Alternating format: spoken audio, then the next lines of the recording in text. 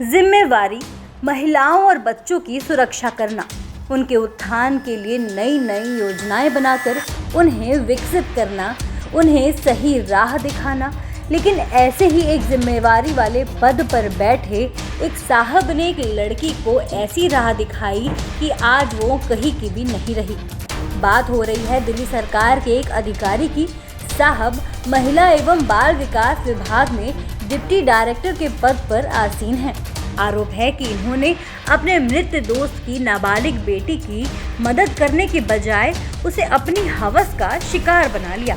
अपने घर में ये कहकर पनाह दी कि उसे कोई तकलीफ नहीं होने देंगे, लेकिन उस नाबालिग लड़की को इस अधिकारी ने ऐसी तकलीफ दे दी कि शायद वो उसे जीवन भर नहीं भुला पाएगी। जी हाँ, इन साहब ने उस लड़की का यौन शोषण किया। लड़की शायद ये सोचकर चुप रही कि अधिकारी उसके पिता के मित्र हैं, लेकिन उसकी चुप्पी को इस अधिकारी ने उसकी सहमति समझ ली। मामला तब संज्ञान में आया जब वो लड़की प्रेग्नेंट हो गई। इस मामले को लेकर कुछ ऐसे खुलासे हुए हैं जिन्हें सुनकर न सिर्फ घृणा से मन भर जाएगा, बल्कि मित्र जैसे शब्द से नफरत हो जाएगी। हम आपको अपने वीडियो के जरिए एक एक चीज को तफ्तीश से बताएंगे। बस आप बने रहिए हमारे वीडियो के साथ और देखते रहिए समय डिजिटल। इस मामले की शुरुआत होती है 1 अक्टूबर 2020 से। नाबालिग लड़की के पिता इस आरोपी अधिकारी के मित्र हुआ करते थे। किसी बीमारी की वजह से उनकी मौत हो गई थी। उनकी मौत के बाद अधिकारी उनकी लड़की को अपने घर ये कहकर ले आया कि वो अपने दोस्त की बेटी का पालन पोषण करेगा, उसको पढ़ाएगा, लिखाएगा, खिलाएगा, उसकी अच्छी तरह से परवरिश करेगा। लड़की की मां ने भी अपनी बेटी की सुरक्षा और अच्छी परवरिश की उम्मीद में उस अधिकारी के घर जाने की इजाज़त दे दी। लड़की जब उस अधिकारी के घर आ गई तो कुछ दिनों बाद इस अधिकारी की नीयत खराब होने लगी। उसने उसे अपने जाल में फंसाने की कोशिश की। वो मासूम लड़की अपने पिता के मित्र होने के चलते उसकी कुछ बात मानने लगी। हद तो तब हो गई जब उसने नाबालिग को डरा धमकाकर उसका यौन शोषण करना शुरू कर दिया। 2021 से वो यौन शोषण करता रहा। इसी बीच लड़की प्रेग्नेंट हो गई। लड़की ने सारी बातें आरोपी अधिकारी की पत्नी को बताई।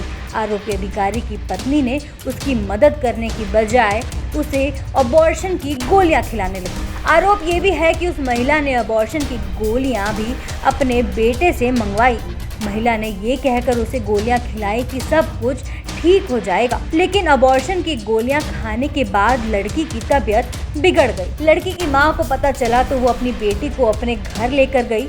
उसने अपनी बेटी को अस्पताल में भर्ती कराया, जहां अभी भी इसका इलाज चल रहा है। लड़की की हालत देखकर इलाज करने वाले डॉक्टर भी हैरान हैं। डॉक्टरों ने जब उससे पूछताछ की तो उसने सारी बातें डॉक्टर को बताई। मामला चूंकि लड़की के साथ यौन शोषण का था, लिहाजा डॉक्टरों ने पुलिस को इन्फॉर्म किया, जिसके बाद पुलिस ने बीते 20 जुलाई को पॉक्सो एक्ट के तहत आरोपी अधिकारी के खिलाफ मुकदमा दर्ज कर लिया है। फिर उसके बाद दिल्ली महिला आयोग की अध्यक्ष स्वाति मालीवाल और मुख्यमंत्री अरविंद केजरीवाल की पहल के बाद पुलिस हरकत में आई। आरोपी डिप्टी डायरेक्टर और उसकी पत्नी को हिरासत में ले लिया गया है। मामला उत्तरी दिल्ली के बुराड़ी थाने में दर्ज हुआ था। डीसीपी नॉर्थ सागर सिंह कलसी ने बताया कि उन दोनों को हिरासत में लेकर पूछताछ की जा रही है। अभी लड़की का 164 का बयान करना बाकी है। स्वास्थ्य कारणों के चलते अभी उसका बयान नहीं दर्ज हुआ है। चूँकि उसका इलाज कर रहे डॉक्टर ने बताया है कि उसकी हालत इस लायक नहीं है कि उसका बयान लिया जा सके। डीसीपी के अनुसार जब पीड़िता का 164 का बयान हो जाएगा, उसके बाद ही आगे की कार्यवाही की जाएगी। इस मामले में एक और चौंकाने वाली बात सामने आई है। उत्तरी दिल्ली के डीसीपी खुद मान रहे हैं कि ये पूरा मामला उनके संज्ञान में 12 अगस्त को ही आ गया था। बावजूद इसके आरोपी को हिरासत में सोमवार को लिया गया। ऐसे में सवाल उठता है कि अब तक पुलिस क्या कर रही थी? क्या पुलिस अधिकारी के दबाव में मामले को रफा दफा करने की कोशिश में लगी हुई थी?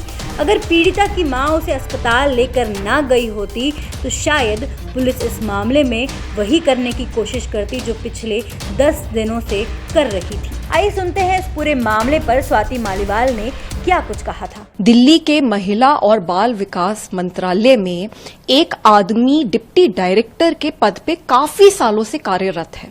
इस आदमी के खिलाफ एक बहुत ही सीरियस कंप्लेंट आई है कि इसने एक 16 साल की माइनर बच्ची का रिपीटेडली रेप किया और उसके बाद जब लड़की प्रेग्नेंट हो गई, इसने और इसकी वाइफ ने मिलकर उसके बच्चा गिराने की कोशिश करी, जिसकी वजह से लड़की की तबीयत बहुत ज्यादा खराब है। ये बहुत ही सीरियस एलिगेशन है और हमने दिल्ली पुलिस को नोटिस इशू करा है, क्योंकि मैं जानना चाहती हूं कि अभी तक ये आदमी अरेस्ट क्यों नहीं हुआ। दूसरा, हम सरकार को भी नोटिस इशू कर रहे हैं, क्योंकि ये आदमी WCD मिनिस्ट्री में कार्यरत था और कई सालों से, दशकों से कार्यरत है। तो हम समझना चाहते हैं कि अभी तक इसके खिलाफ क्या क्या कंप्लेंट्स आई थी और उनके ऊपर क्या क्या एक्शन हुआ। और हम ये चाहते हैं कि इस आदमी को तुरंत सस्पेंड कर देना चाहिए और बहुत ही सीरियस इंक्वायरी बैठनी चाहिए। और अगर ये हाल रहेगा कि जो रक्षक है वही भक्षक बन जाएंगे, तो दिल्ली की बेटियों को और बच्चियों को और महिलाओं को कैसे बचाया जाएगा। जी, वही नोटिस मैं सरकार को इशू कर रही हूं और दिल्ली पुलिस को भी इशू करूंगी कि आज तक कितनी कंप्लेंट्स आई हैं इस आदमी के खिलाफ, क्योंकि उन कंप्लेंट्स के ऊपर इन्वेस्टिगेशन होना बहुत जरूरी है। मुझे लगता है कि इस पॉक्सो की FIR के मद्देनजर ये जितनी भी कंप्लेंट्स आई हैं, ये सारी की सारी रीओपन होनी चाहिए, री इन्वेस्टिगेट होनी चाहिए। कोई ना कोई मैकेनिज्म तो बनाना पड़ेगा, क्योंकि सरकारी डिपार्टमेंट में अगर ऐसे ऑफिसर कार्यरत रहेंगे जो कि रेपिस्ट मेंटालिटी के हैं, तो कैसे दिल्ली की बच्चियां बचेंगी, कैसे महिलाएं बचेंगी। और ये बहुत ही बड़ा इशू है और इसको बहुत सीरियसली लेने की जरूरत है।